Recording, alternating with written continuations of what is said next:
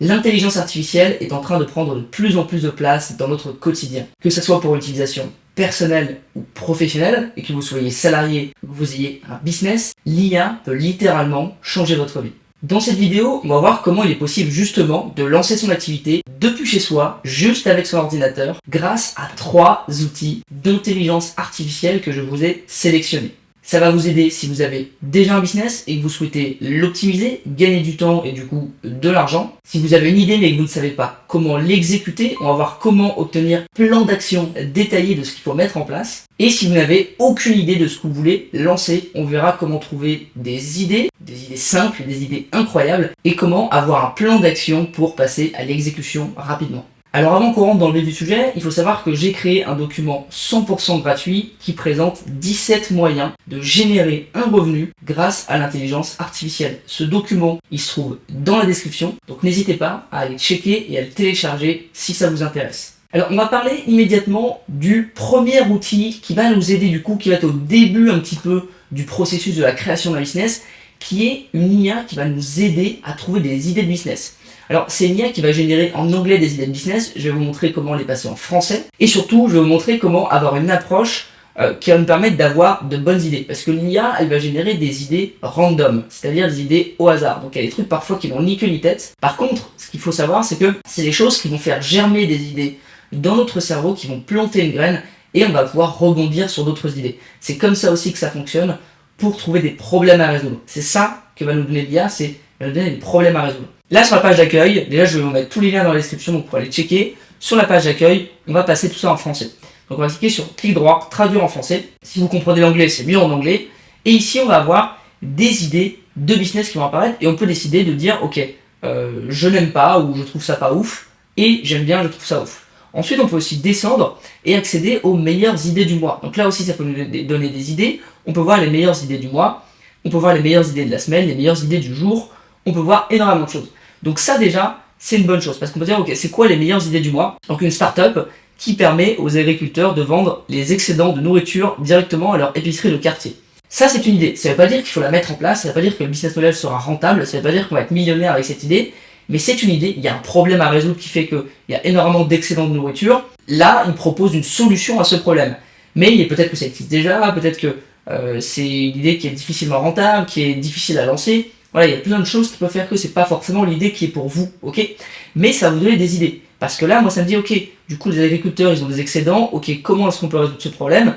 Et peut-être que je vais trouver un autre moyen de résoudre ce problème. Autre chose, une plateforme pour aider les agriculteurs indiens, alors là, c'est extrêmement précis, à gérer leur culture et à vendre directement aux consommateurs sur Internet. Dans le court laps de temps, depuis son lancement, il a vendu pour 1,6 million de dollars de produits. Donc non, on sait pas de qui il parle, c'est un peu chelou, il y a une phrase en plus, mais en tout cas, c'est plein d'idées qui me permettent de rebondir sur d'autres idées, etc., etc. Après, si vous voulez lancer un truc simple comme une formation en ligne, vous avez déjà une idée, vous pouvez évidemment passer cette étape et aller à l'étape d'après que vous allez voir dans quelques instants. Mais sinon, vous pouvez aussi générer des idées. Donc ici, par exemple, alors ça c'est pas incroyable, je vais passer, c'est trop spécifique. Une startup qui vous aide à garder une trace de vos objectifs de fitness pour l'année, y compris un calendrier pour suivre vos progrès. Donc ça, c'est une super idée, évidemment, ça doit déjà exister, mais il est possible potentiellement de faire quelque chose de mieux que ce qui existe déjà. L'application peut également fournir des conseils, de la motivation et des encouragements. Donc ça, moi, je trouve que c'est une très bonne idée. Parce que parfois, tu suis mal, et d'ailleurs ça me touche, hein, c'est compliqué parfois de suivre ses objectifs sportifs, parce que tu n'as pas forcément une plateforme ou un outil qui te permet de le faire. Moi, j'utilise par exemple un tableau Excel, c'est pas forcément optimal. Donc c'est une idée que je comprends et qui, je pense, pour moi, résout un problème. Autre chose, une société de logiciels qui espère faciliter l'acceptation des paiements en ligne par les entreprises indiennes. Donc là, c'est très spécifique, il faudrait étudier le marché indien, comment ça se passe là-bas, Internet, le commerce sur Internet. Donc, j'ai décidé de donner mon avis, et je vais dire que l'idée, elle est bonne. Après, il faut étudier en profondeur, on peut pas dire je vais lancer ça ou oui, c'est bien. Mais l'idée est bonne en soi, de vouloir améliorer ça. Une entreprise qui souhaite apporter le concept de planificateur de voyage au voyage. Déjà, là, on voit qu'il y a eu un petit bug dans l'IA. Avec une application qui aide les utilisateurs à trouver et réserver des hôtels, des vols, des locations de voitures. L'entreprise s'attache à faciliter les déplacements des nouveaux utilisateurs. Ça, on comprend rien, c'est éclaté. Une plateforme qui offre une variété de contenus pour les mamans et les bébés, des listes de lecture aux vidéos éducatives. Alors ça, je vote oui, je trouve ça extrêmement intéressant. J'ai d'ailleurs une personne que je connais, une amie, qui est sur cette niche-là. Alors, je ne fais pas exactement ça, mais elle fait créer du contenu sur les réseaux sociaux pour les jeunes parents. Donc ça, c'est extrêmement bien. Et là, voilà, on a balayé plein d'idées. Donc évidemment, vous pouvez continuer, vous faites ce que vous voulez, mais ça, c'est la première étape. Trouver des bribes d'idées. Ça veut dire que vous avez trouvé votre idée ici, mais vous avez trouvé des problèmes à résoudre, vous avez trouvé de potentielles solutions, et vous allez pouvoir rebondir dans votre esprit sur différentes idées. Ensuite, une fois que vous avez trouvé votre idée, vous allez vous rendre sur ChatGPT, qui est la deuxième intelligence artificielle donc, que vous connaissez de OpenAI. Donc ici, soit vous avez déjà votre propre idée, par exemple vendre des formations en ligne, lancer une chaîne YouTube, etc.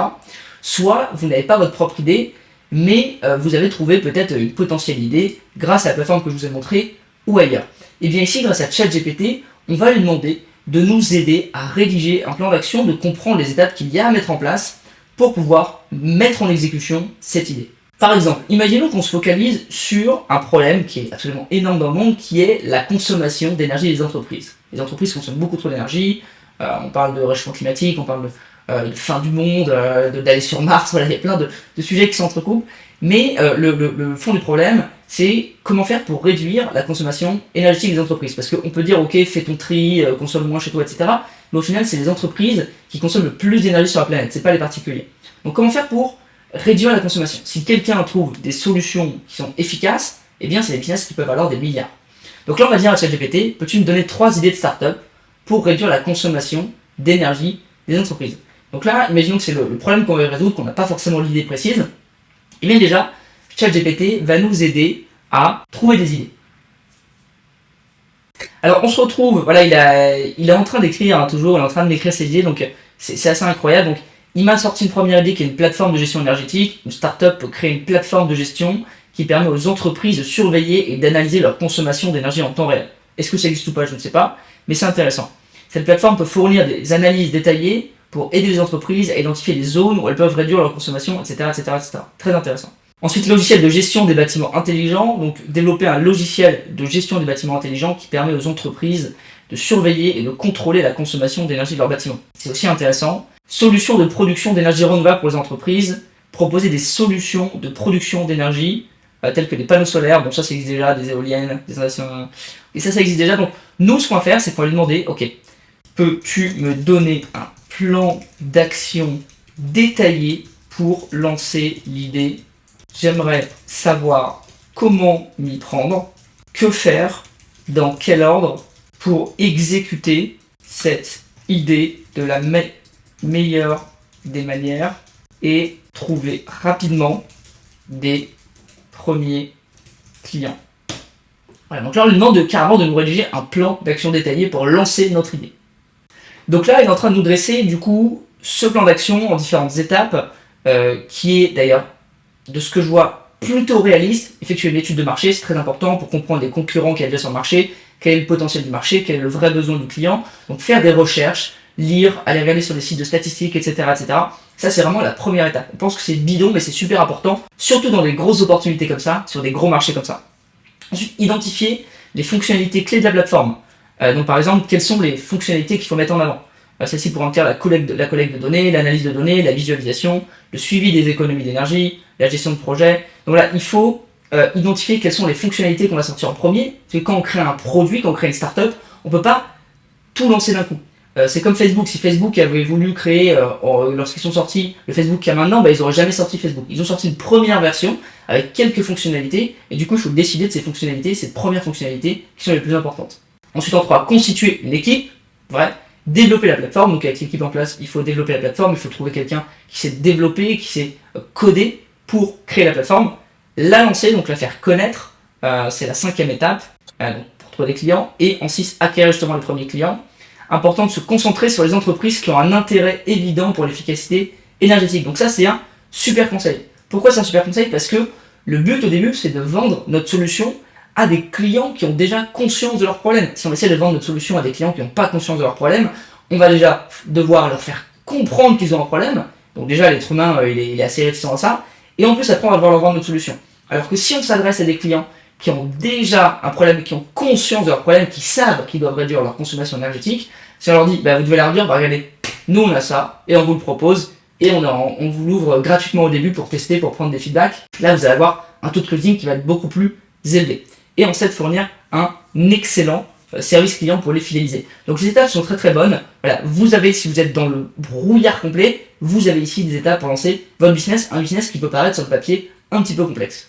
Après, on peut aussi faire beaucoup plus simple. Là, on était sur une idée de business complexe parce que je voulais vous montrer comment ça pouvait fonctionner. Mais on peut aussi tout simplement dire, voilà, j'aimerais lancer un cours en ligne sur ChatGPT, apprendre aux gens à l'utiliser. Quelles sont les étapes pour lancer cette activité? Voilà. On peut demander des étapes pour lancer cette activité qui paraît compliquée sur le papier. Pareil, on peut se dire par quoi est-ce que je commence? Est-ce que je commence à créer du contenu? Est-ce que je trouve des clients? Est-ce que je crée mon cours? Donc là, il va nous donner des étapes pour lancer ce business.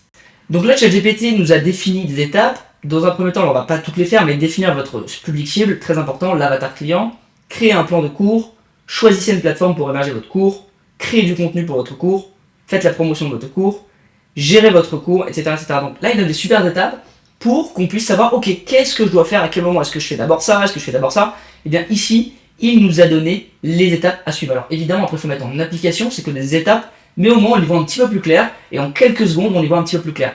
Donc ça, c'est super intéressant pour lancer notre business, par exemple, de formation. Ensuite, si par exemple on se dit, ok, eh bien, j'ai lancé mon cours, j'aimerais attirer des clients dessus, donc je vais créer du contenu sur les réseaux sociaux pour pouvoir attirer des clients sur mon cours. Comment je fais?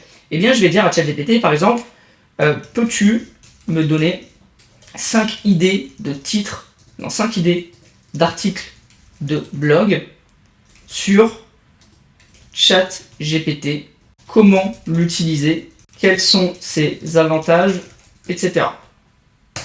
Donc là, il va me donner, par exemple, 5 idées d'articles blog. Donc là, il va nous donner le titre de l'article, donc comment utiliser ChatGPT pour générer du contenu pour votre site web, et il va expliquer ce qu'on peut mettre dans l'article. Donc on peut dire par exemple, on va expliquer comment utiliser ChatGPT pour créer des articles de blog, des descriptions de produits, d'autres types de contenus, etc., etc. Donc il nous donne même ce qu'on peut mettre dans l'article. Ensuite, on peut carrément lui demander, ChatGPT, peux-tu me rédiger l'article numéro 1? Et là, il va nous rédiger tout l'article numéro 1. Ensuite, on peut lui dire, peux-tu nous rédiger l'article numéro 2, etc., etc. Donc en faisant ça, on va avoir 5 articles de blog à publier sur notre blog et on va pouvoir commencer à alimenter notre blog de contenu. Une fois qu'on a tout ça, on peut aller encore plus loin et c'est là où intervient le dernier outil. Donc on a l'IA qui nous a généré nos idées et notre plan d'action, d'exécution, etc. On a l'IA qui nous donne des idées d'articles de blog et qui va carrément générer nos articles de blog. Et maintenant on va utiliser notre IA qui va nous permettre de prendre ce contenu et de le transformer en d'autres types de contenus. Et pour ça, on va utiliser l'IA Automata. D'accord? Donc je vous mets le lien évidemment dans la description. Automata, c'est une IA qui permet de transformer des articles de blog, par exemple, en newsletter, en thread Twitter ou en post LinkedIn. Donc l'utilisation est simple, il y a une version gratuite où on peut utiliser 5 utilisations par mois. Donc on va cliquer sur Upload New Content ici. Donc après l'inscription, vous vous inscrivez, vous mettez votre mail, etc., etc. Ici on choisit le type de contenu avec lequel on veut commencer. Donc par exemple, on va dire, ok, moi j'ai un article de blog, j'aimerais balancer mon article de blog. On peut choisir soit upload un fichier, soit faire un copier-coller, soit un lien. Donc on peut carrément aller chercher un lien. Moi j'ai pris un lien par exemple, c'est quoi les NFT? Tac, je vais prendre cet article de blog et je vais dire je veux poster un lien. Je vais mettre le lien de l'article, donc l'article hein, qui est taille normale, il est un peu long, il est quand même un peu long. Il y a plusieurs, je scrolle pas mal quand même, il est un peu long, mais il y a pas mal de pubs en plein milieu. Donc il est de taille normale plus. Ici on va le charger. Et quand on va le charger ensuite, on va lui dire ok, qu'est-ce que je veux faire avec cet article de blog? Est-ce que je veux faire un thread sur Twitter? Donc un thread c'est quoi? C'est plusieurs tweets qui se suivent et qui racontent un sujet, qui détaillent un sujet. Est-ce que je veux un post LinkedIn? Est-ce que je veux un Q&A? Ou est-ce que je veux carrément un email? Donc on va dire par exemple, imaginons je fais du contenu sur Twitter parce que ça marche bien le contenu sur l'IA sur Twitter. Je veux, sur l'IA parce qu'on a pris l'exemple de l'IA hein, ici. Moi après j'ai pris un article sur la NFT, mais imaginons qu'on ait notre contenu sur l'IA. Hein, c'est vraiment pour l'exemple, ou sur la NFT, les deux fonctionnent bien sur Twitter. Je veux un Twitter thread et je vais cliquer sur donc repurpose, c'est-à-dire refaire le sujet. Next. Et on va cliquer sur Run. Et à partir d'ici, on va patienter. Et il va, vous voyez, j'ai fait un test juste avant avec un autre article. Et il va nous donner du coup l'article. Et ce qui va se passer du coup, c'est que l'article va être transformé en thread Twitter. J'aurais pu mettre LinkedIn, j'aurais pu mettre ce que je voulais. Hein. Ok? Voilà. Donc maintenant, c'est écrit done, c'est-à-dire que c'est fait. On va pouvoir cliquer dessus. Et ici, on va avoir accès à notre thread Twitter. Donc c'est un article qui est en français. Donc là, on a notre thread. Donc on a notre sujet qui est découpé. Les NFT ont fait leur entrée sur la scène des marchés d'art et de création en 2021 et les collectionneurs ne se sont pas trompés, certains achats ont même atteint des millions de dollars. Découvrez comment et pourquoi dans ce fil d'actualité. Alors là, il y a une petite faute, mais voilà, on peut corriger facilement. Les NFT sont des contrats intelligents encryptés sur la blockchain, donc il était ce que c'est. Une fois que le NFT est créé, le dépositaire du certificat n'a pas à s'inquiéter d'une fraude ou d'un vol, ce qui augmente la transparence, donc voilà, on détaille les bénéfices. Les NFT sont également très utiles pour les artistes, le plus célèbre NFT, donc vous voyez, il nous a détaillé l'article en un thread de 5-6 étapes, c'est absolument incroyable.